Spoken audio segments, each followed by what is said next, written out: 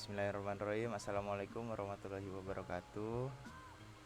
Di sini perkenalkan, nama saya Wiraban Dukmana dengan NIM 185060200111004 kelompok 01. Pada kesempatan kali ini saya ingin mempresentasikan bab 1, penugasan praktikum Laboratorium Metrologi Industri Teknik Mesin FTUB.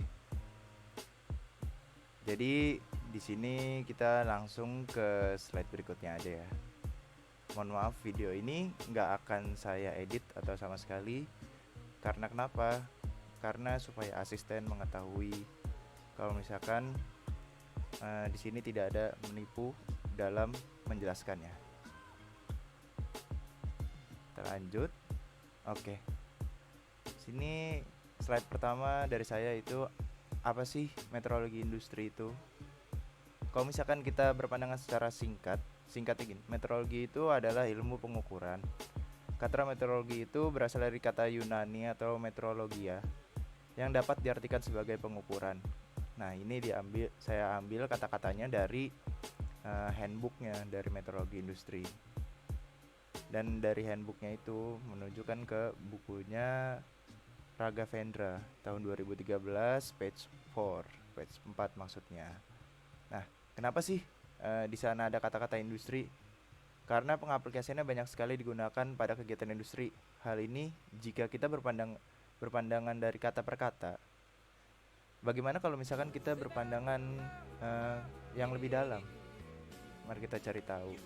Nah, jadi ini kita pada slide ini hanya membahas mengenai kata metrologi industri, yang mana itu merupakan praktikumnya dari lab metrologi industri. Kita lanjut. Nah, di sini ada dua gambar.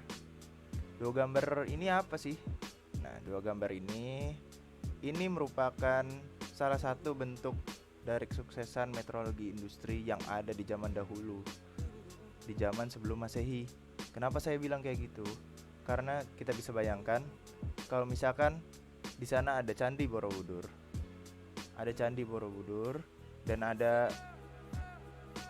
piramida Mesir. Nah, di sini Candi Borobudur kita bisa tahu bahwa itu dibangun sebelum Masehi. Tetapi kok bisa arsitektur sana membuatnya? Nah, itulah karena mereka mempelajari tentang pengukurannya juga, tentang metrologinya juga. Gak semata-mata mereka hanya membangun doang. Jadi di sini metrologi industri itu sangat penting bagi kehidupan manusia. Nah, bisa dibayangkan jika misalkan tidak ada yang namanya sistem pengukuran. Nah, bisa jadi ini Candi Borobudur atau Menara Piramida nggak bakal berbentuk seperti ini. Gitu. Kita bisa lanjut ke next. Nah, di sini ada jenis-jenis metrologi. Yang pertama itu ada metrologi industri. Terus yang kedua ada metrologi legal, yang ketiga ada metrologi ilmiah. Metrologi industri di sini merupakan pengukuran dari sisi geometri suatu produk dengan memastikan bahwa sistem pengukuran berfungsi dengan baik. Penggunaan metrologi ini digunakan ketika menentukan presisian suatu produk berkaitan dengan kontrol kualitas di dalam dunia industri. Nah, terus ada lagi metrologi legal. Metrologi legal apa sih? Nah, di sini metrologi legal merupakan pengukuran yang berhubungan dengan pengaturan dan perkembangan standar-standar pengukuran dan pemeliharaan suatu produk atau suatu produk. Metrologi legal menonjolkan aspek hukum untuk melindungi konsumen dari penyalahgunaan alat ukur dalam perdagangan. Nah, yang dimaksud dari metrologi legal di sini, jadi metrologi ini walaupun itu sistem pengukuran, tetapi di sini ada hukum-hukum ya. Hukum-hukumnya apa? Buat melindungi dari pengguna atas alat-alat ukur yang disalahgunakan dalam perdagangan. Gitu. Jadi sini ada aspek hukumnya juga walaupun kita belajar tentang pengukuran. Oke, lanjut. Metrologi ilmiah. Ilmu metrologi yang berkaitan dan digunakan untuk pengembangan keilmuan dan penelitian yang biasa digunakan di dunia pendidikan dan keilmuan. Biasanya penggunaan metrologi ini pada dunia penelitian dan observasi. Nah, jadi di sini penggunaannya tuh banyak, untuk hal-hal yang berbau ilmiah juga bisa, nggak semata-mata untuk hal-hal yang mau kita bandingkan saja atau mau kita ukur. Oke, kita lanjut ya. Nah, di sini kita juga belajar nantinya kita akan belajar mengenai instrumentasi. Instrumentasi itu apa sih? Nah, menurut Hastono Wijaya tahun 2018 page 4, instrumentasi adalah ilmu yang mempelajari tentang penggunaan alat untuk mengukur dan mengatur suatu besaran baik kondisi fisis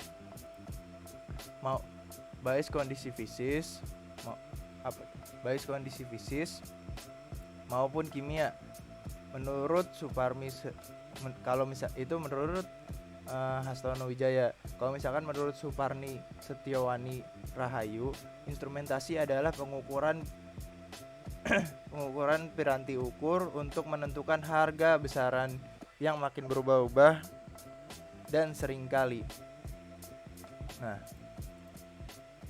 oke, lanjut. Nah, seringkali pengaturan besaran dan batas tertentu. Nah, di sini instrumentasi itu memiliki beberapa fungsi, yaitu sebagai alat ukur, sebagai alat pengendalian, dan sebagai alat analisa. Nah, kenapa sih bisa disebut sebagai alat ukur? Karena kita gunakan untuk mengukur sesuatu, untuk mendeteksi dan memberikan informasi tentang besaran atau nilai dari proses itu. Misalkan kayak tekanan, suhu, sehingga contohnya itu, sehingga kita dapat istilahnya mengetahui isiannya atau maksud dari yang kita ukur. Nah, terus ada sebagai alat pengendalian. Apa sih alat pengendalian? Nah, di sini sebagai alat pengendalian, di sini instrumentasi itu berfungsi untuk mengendalikan proses agar variabel proses yang sedang diukur dapat diukur dan dikendalikan tetap pada nilai yang ditentukan. Terus ada lagi alat pengaman. Oh iya, saya lupa masukin satu lagi. Yang satu lagi itu ada alat pengaman. Nah, alat pengaman di sini alat ukur untuk memberikan suatu tanda atau tanda gangguan jika masalah yang tidak normal yang diakibatkan oleh tidak berfungsinya suatu peralatan. Jadi di sini ada alat pengamannya juga. Nah, terus ada sebagai fungsi analisa atau analyzer. Nah, kalau yang di sini berfungsi sebagai menganalisa produk yang dikelola, apakah sesuai dengan spesifikasi yang kita inginkan atau dengan standar, gitu. Kita lanjut. Oke.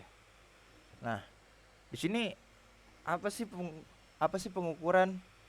Nah, pengukuran itu adalah suatu kegiatan membandingkan suatu besaran dengan besaran lain. Tujuannya adalah mendapatkan nilai atau angka kuantitatif yang dapat dibaca dan dipahami oleh manusia. Kalau kita bisa ambil, kalau dulu kita belum mengenal yang namanya nilai atau angka kuantitatif, dulu manusia itu membandingkannya dengan suatu lempengan platinum kepada sebuah benda sehingga dapat diukur, atau menggunakan kaki sebagai patokannya.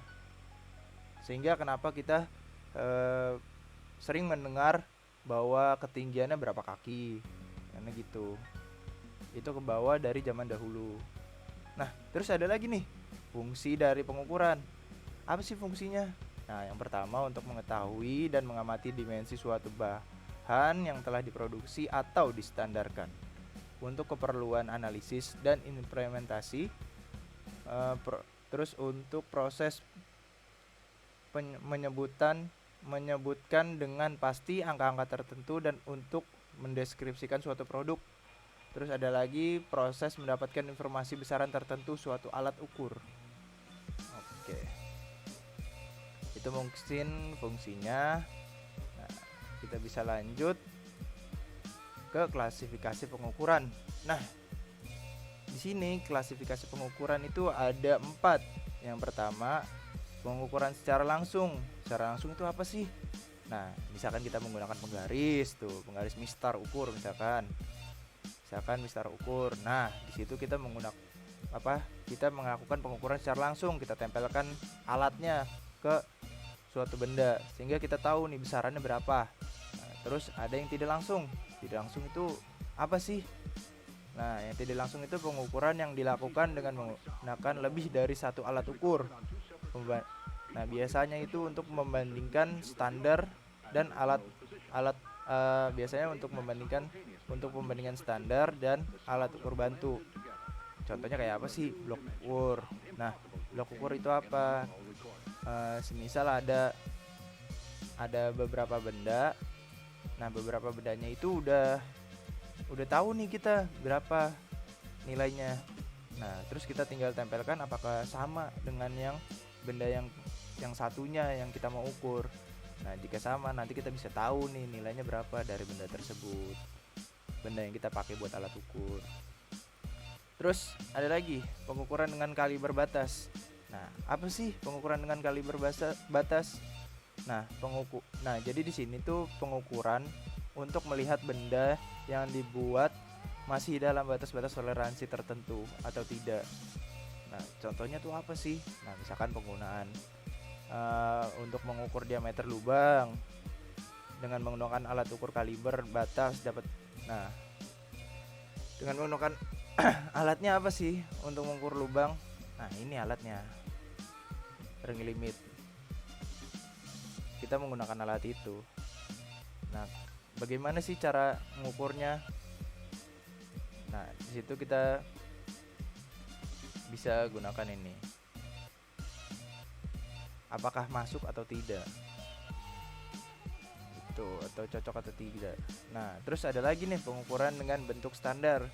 Nah, di sini bentuknya tuh dapat dibandingkan atau cocok gak sesuai layar dari alat ukur. Nih, misalkan contohnya kita menggunakan mal ulir.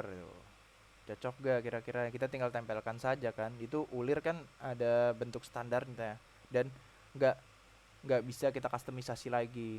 Soalnya sifatnya universal. Oke. Nah, di sini ada lagi nih klasifikasi alat ukur. Nah, di sini ada beberapa sih klasifikasi alat ukur. Nah, ini yang ini berdasarkan alat ukur berdasarkan alat ukur dapat dibedakan menjadi pertama alat ukur langsung. Itu berarti yang tadi yang kita langsung tempel atau gimana gitu. Nah, kalau yang tidak langsung menggunakan perantara atau gimana. Nah, terus ada lagi yang alat ukur pembanding. Alat ukur pembanding misalkan jam ukur gitu, komparator. Terus alat ukur standar. Alat ukur standar tuh kayak gauge block. Terus ada batang ukur, master ketinggian. Nah, itu yang jadi alat ukurnya tuh mempunyai harga ukuran tertentu dan tidak bisa diubah. Biasanya digunakan bersama-sama dengan alat ukur pembanding. Jadi ini satu kesatuan nih, dua ini. Soalnya bareng-bareng biasanya bareng-bareng. Nah, terus ada lagi alat ukur batas. Alat ukur batas adalah alat ukur yang digunakan untuk menentukan suatu alat atau dimensi ukuran. Ukur masih terletak dalam batas-batas toleransi ukuran. Misalkan kaliber batas, go and no go, itu yang tadi nih. Ini no go. Oke. Terus ada lagi alat ukur bantu. Alat ukur bantu itu apa sih? Alat ukur yang sifatnya hanya sebagai pendukung dalam suatu proses pengukuran. Misalnya dudukan mikrometer, penyangga jam ukur, kayak gitu. Saya nggak kasih contohnya di sini beberapa. Saya hanya kasih beberapa. Oke, lanjut. Nah, terus ada lagi nih. Ada yang berdasarkan segi pemakaian alat ukur. Nah, jadi dalam segi pemakaiannya juga ada nih alat ukur linier. Nah, alat ukur linier tuh berarti kan bisa dibaca gitu kan. dan ada ukurannya. Biasanya sini tuh alat ukur linear tuh ada langsung dan tidak langsung. Maksudnya apa sih? Nah, dengan alat ukur linear langsung, hasil pengukuran dapat langsung dibaca pada bagian petunjuk atau skala dari alat tersebut. Contohnya misalkan penggaris atau mistar gitu, terus mikrometer. Nah, gitu. Terus yang tidak langsung apa sih? Yang alat ukur linear tidak langsung. Nah, pengukuran yang tidak dapat dilakukan dengan alat ukur langsung karena diperlukan kecermatan yang lebih tinggi karena kondisi objek ukur tidak memungkinkan menggunakan alat ukur langsung. Nah, biasanya yang tadi yang saya bilang tidak langsung menggunakan blok ukur sudah ditentukan, terus kita tinggal membandingkan saja. Nah, terus ada lagi nih, alat ukur sudut. Emang sudut bisa diukur ya? Bisa, sudut itu bisa diukur. Nah, biasanya sudut itu kalau misalkan secara langsung, misalkan kita berpatokan secara langsung, itu menggunakan bevel protector atau alat untuk mengukur sudut. Nah, di sini saya nggak menampilkan. Mungkin di handbook sudah ada contohnya, makanya saya tidak menampilkan. Saya hanya mengumumkan beberapa poin-poin pentingnya aja. Terus ada profil proyektor dan blok sudut, ada juga pelingkup. Terus alat ukur sinus, alat ukur kedataran kelurusan. Nah, terus selanjutnya itu mah alat ukur kedataran kelurusan kerataan ada selanjutnya berdasarkan pemakaian. Oke. Lanjut nih, alat ukur kedataran kelurusan dan kerataan. Nah, ini biasanya bikin orang bingung. Emang bedanya apa? Perasaan sama aja. Nah, sebenarnya itu beda. Bedanya apa? Nah, di sini saya udah cantumin. Ini biasanya terjadi berbeda dalamnya. Kedataran itu adalah datar air atau horizontal. Nah, gaya tarik bumi gravitasi dianggap tegak lurus terhadap bidang yang datar air. Ini datar, berarti kan kayak air gitu kan, datar. Nggak ada perubahan sama sekali. Nah, terus kelurusan. Kelurusan itu apa sih? Adalah suatu permukaan benda dikatakan lurus bila bidang permukaan tersebut berbentuk garis lurus seandainya digambarkan dalam bentuk garis. Nah, istilahnya misalkan modelnya tuh kayak lurus itu kayak kita gambar garis lurus. Udah, itu aja. Garis lurusnya itu benar-benar lurus sehingga kita itu nggak merasakan bahwa ini belok gitu atau melenceng, nggak gitu. Nah, terus ada lagi kerataan. Kerataan itu adalah keadaan di mana permukaan memiliki bentuk sama tanpa ada perbedaan tinggi antara suatu titik dengan titik lain. Nah, bedanya apa berarti? Berarti kita bisa ambil kesimpulan bahwa kerataan itu contohnya seperti di pegunungan. Nah, di pegunungan kan naik turun naik turun naik turun, itu berarti tidak rata gitu. Nah, apabila kita melihat ubin, di situ bentuknya sama antara satu titik dengan titik lain, misalkan kita membuat patokan. Nah, di situ kita bisa lihat itu sama, tidak ada perubahan. Nah, cara mengukur ketiga-tiganya ini gimana sih? Kita menggunakan water pass karena di situ ada komposisi airnya, terus ada yang buat mengukur kelurusannya juga karena dia bagian luarnya itu rata, jadi kita bisa lihat kelurusannya kayak gimana. Jadi sini kita bisa tahu semuanya menggunakan water pass untuk mengukur itu. Nah, terus ada lagi nih berdasarkan segi pemakaian alatnya, yaitu metrologi ulir.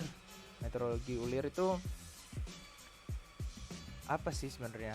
Nah, kalau misalkan kita ngelihat ulir itu kan kayak bentuknya helix atau spiral kan yang nah, biasanya itu bagiannya kontinu terus menerus sampai dia dipotong.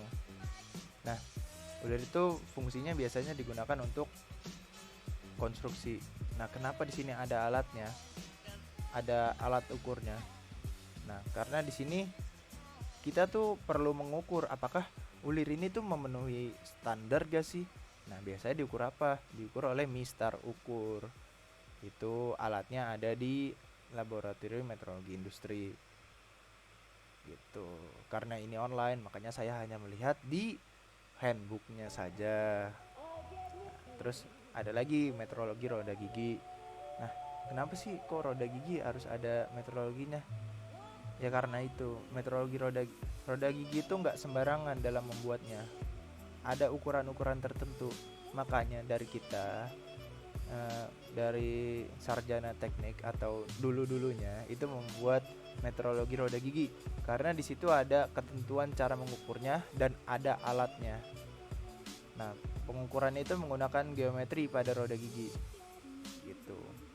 Nah, terus ada lagi pengukuran kebulatan. Apa sih pengukuran kebulatan? Intinya gini, ukuran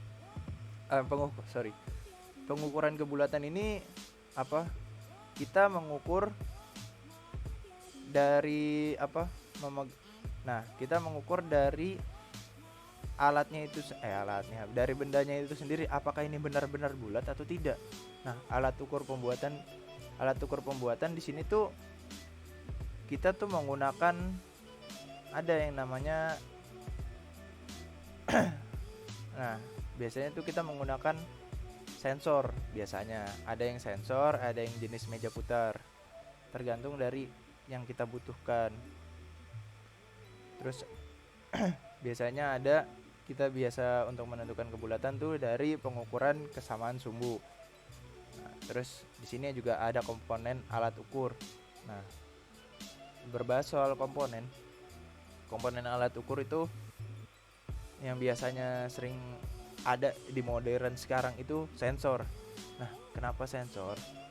Karena dengan menggunakan sensor kita bisa mengetahui nih, ketika mereka mengalami kontak langsung, mereka akan langsung mentransfer datanya ke pengubah yang ada di bawahnya, di komponen alat ukur, yaitu setelah sensor ada pengubah. Nah, dari pengubah itu yang nantinya dari sensor meneruskan ke pengubah, dari pengubah akan meneruskan ke penunjuk. Nah, pengubah ini berarti mengubah sinyal elektrik menjadi sinyal analog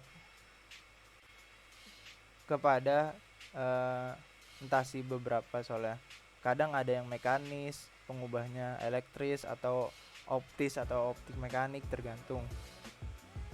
Jadi nggak selalu dari analog ke elektromagnetik gitu, nggak selalu, tergantung sensornya juga itu pakai apa. Nah, dari pengubah ke penunjuk. Nah, dari penunjuk nih, setelah dikonversi oleh pengubah, maka dari penunjuk nih langsung mengubah data yang didapat dari pengubah itu atau sinyalnya menjadi bentuk angka atau nilai. Nah, di sini ada yang berskala sama berangka. Nah, kalau berskala itu apa sih? Biasanya tuh garis-garisnya tuh dibuat secara teratur dengan jarak masing-masing, tiap garis mempunyai arti tertentu. Nah, contohnya kayak apa? Kayak misalkan di mistar. Di mistar kan itu kan ada garis-garis tertentu dan ada angka-angkanya, itu yang kita sebut berskala. Terus kalau misalkan berangka itu kayak misalkan timbangan digital tuh, kita bisa tahu bahwa tiba-tiba di situ ada angkanya ketika kita menaiki timbangan tersebut. Nah, di situ berangka itu salah satunya itu. Jadi langsung timbul angkanya, nggak usah kita memerhatikan skalanya lagi. Nah, terus ada selanjutnya ada sifat umum alat ukur.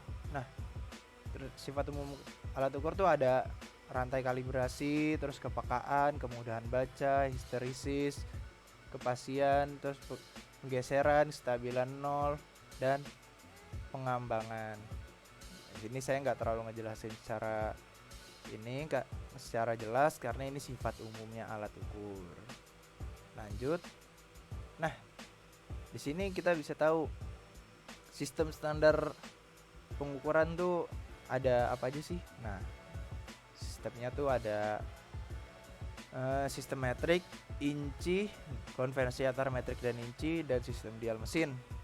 Nah, sistem metrik misalkan kayak meter, kilogram, dan satuan lainnya. Nah, kalau misalkan inci itu misalkan kayak pounds, yard, mil, ounce, galon, feet, barrel. Nah, misalkan kayak gitu. Terus biasanya tuh inci itu sering dipakai di Amerika, berbeda dengan di Indonesia. Kalau di Indonesia itu masih menggunakan matrix. Nah, itu kan kalau yang kita tahu bahwa itu tuh berbeda kan, ya dong, matriks dan inci. Makanya dari situ kita bisa konversi, makanya di situ dimasukkan bahwa konversi antara metrik dan inci karena satuannya itu bisa dikonversi. Misalkan kayak contohnya 1 yard itu sama dengan 300 apa 1 yard itu sama dengan 36 inci. Nah, gitu.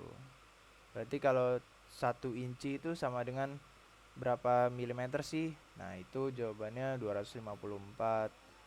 2.540.540.000 milimeter gitu. Nah, ini merupakan tabel konversinya yang ada di sini.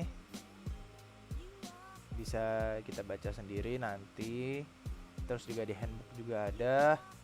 Terus ada di sini ada satu lagi nih, konversi dial mesin. Apa sih konversi dial mesin? Nah, konversi ini tuh dilakukan pada dial yang terdapat pada mesin-mesin produksi. Misalkan seperti mesin bubut. Terus sama ya misalkan kayak gitu. Nah, itu kan kita pada saat melakukan apa? Untuk pemotongan pada mesin bubut, kita menentukan sendiri tuh untuk konversinya seperti apa sih. Dari misalkan kita punya 10 cm. Nah, kalau di mesin bubut nih harus diputar berapa kali. Nah, itu misalkan contohnya kayak gitu biasanya penggunaannya. Terus selanjutnya parameter pengukuran. Parameter pengukuran ini apa aja sih? Nah, di sini ada akurasi atau ketelitian, presisi atau ketepatan, ukuran dasar, toleransi, harga batas, dan kelonggaran. Nah, kalau misalkan akurasi sama presisi, ketepatan, ukuran dasar, sama toleransi kita udah belajar di menggambar teknik dan menggambar mesin. Di situ sudah diajarin. Nah, yang perlu yang perlu kita pelajari lagi itu tentang harga batas dan kelonggaran. Nah, harga batas ini apa sih? Istilahnya gini. Misalkan kita punya nilai, misalkan kita punya suatu nilai dan itu tidak selalu tidak selalu pas gitu. Misalkan ada koma-komanya di belakang. Nah, di situ mau tidak mau kita harus menentukan harga batasnya. Harga batasnya misalkan saya punya angka 9,788822222. Nah, misalkan gitu. Nah, itu harga batasnya berapa sih? Harga batas atasnya 9,8, harga batas bawahnya 9,7. Nah, kita harus menentukan itu. Berarti di antara 9,8 sama 9,7. Itu harga batasnya. Tapi tidak boleh terlalu jauh. Soalnya nanti ukurannya pasti berubah. Terus ada lagi nih kelonggaran. Kelonggaran apa sih? Nah, merupakan perbedaan ukuran antara pasangan suatu komponen dengan komponen lain, di mana ukuran terbesar dari salah satu komponen adalah lebih kecil daripada ukuran terkecil dari suatu komponen lain. Itu dia. Kita lanjut. Nah, karakteristik geometrik fungsional dan material. Apa sih itu karakteristik geometrik? Geometrik adalah karakteristik menggambarkan spesifikasi produk berdasarkan ukuran atau dimensi bentuk dan kehalusan permukaan serta apakah produk tersebut sesuai dengan karakteristik geometrik fungsional. Karakteristik geometrik juga menampilkan kualitas dari bentuk suatu produk dijelaskan pada toleransi dan angka kualitas suatu produk. Nah, intinya tuh kita memandangnya dari bentuknya, bentuk produknya, ukuran dimensinya, dan kehalusan permukaan yang segala macam itu karakteristiknya kita pantau dari sana. Terus ada lagi nih karakteristik fungsional. Karakteristik fungsional yaitu sifat yang diinginkan atau dirancang suatu komponen atau mesin bila komponen mesin tersebut telah dibuat. Karakteristik fungsional menunjukkan kegunaan dari suatu fungsi, di mana karakteristik ini harus menjadi karakter pertama dibandingkan. Nah, jadi di sini tuh karakteristiknya ada yang fungsional, ada yang geometris. Berarti kan ini bersifat ke komponen mesin yang dibuat, karakteristiknya kayak gimana nih, sesuai dengan fungsinya atau tidak gitu. Nah, terus ada lagi nih karakteristik material. Karakteristik material itu kalau misalkan secara umum diklasifikasikan di bawah nih. Ada sifat fisik. Nah, sifat yang telah ada pada material, contohnya massa, jenis, dimensi, bau, dan lain-lain. Terus ada sifat kimia. Itu sifat material berhubungan dengan komposisi kimia, contohnya dengan kemolaran maksudnya. Terus kemolalan, konsentrasi. Terus ada lagi sifat teknologi, contohnya apa? Sifat mampu ditempa. Biasanya ini untuk besi sih, besi baja, biasanya untuk baja. Terus ada lagi nih sifat termal. Nah, sifat termal itu dipengaruhi oleh temperatur, contohnya konduktivitas termal, titik beku, titik didih. Terus ada lagi nih sifat optik, sifat material yang berhubungan dengan pencahayaan. Nah, gitu. Terus ada sifat akustik, sifat material yang berhubungan dengan bunyi. Terus ada sifat magnetik, sifat material untuk merespon medan magnet. Terus ada sifat mekanik, sifat material yang muncul akibat pembebanan mekanik. Nah, terus hubungannya apa sih antara ketiganya? Kita jelaskan di sini. Antara karakteristik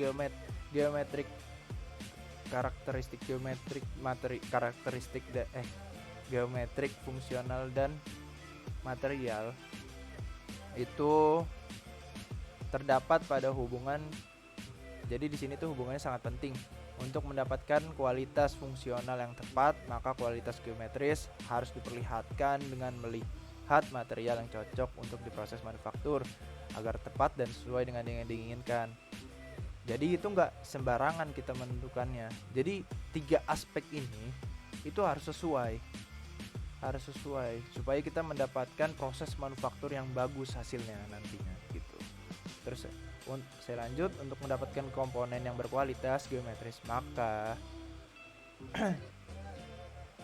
pada proses pembuatannya harus berusaha mengurangi penyimpangan, termasuk di dalamnya penggunaan metode pengukuran karakteristik material, memunculkan sifat mekanis yang akan menimbulkan banyak pertimbangan untuk membuat produk di samping pertimbangan fungsi dan bentuknya.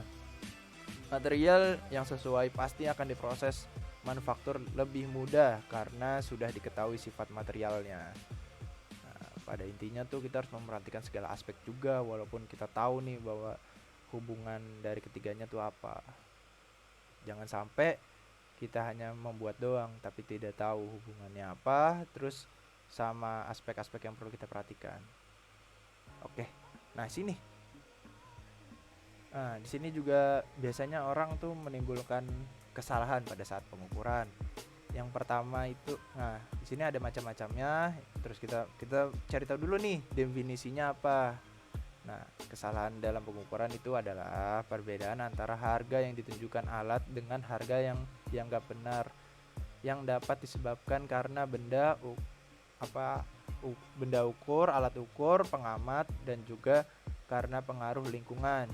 Jadi di sini banyak faktornya, yang itu tadi nggak semata-mata kesalahan pengamat, tapi yang paling sering terjadi itu di kesalahan pengamat atau kalibrasinya yang tidak sesuai, makanya banyak terjadi kesalahan pengukuran. Nah, terus ada macam-macamnya nih kesalahan pengukuran. Nah, kesalahannya itu karena alat, benda ukur, sama karena pengukur. Biasanya nih kondisi manusianya, terus metode pengukuran yang digunakan, terus sama pembacaan alatnya, sama lingkungan. Nah, biasanya kalau misalkan baru awam itu pembacaan alatnya yang kurang gitu. Ya, mungkin segini aja presentasi dari saya, semoga bermanfaat. Saya harap ini bisa diberikan nilai yang sepantasnya. Saya juga nggak mau berbohong atau bagaimana mengenai pengetahuan saya mengenai bab 1 ini. Saya harap juga dari tim asisten dapat mendengar presentasi dari saya. Sekian, terima kasih. Saya Wira, saya pamit undur diri. Assalamualaikum warahmatullahi wabarakatuh.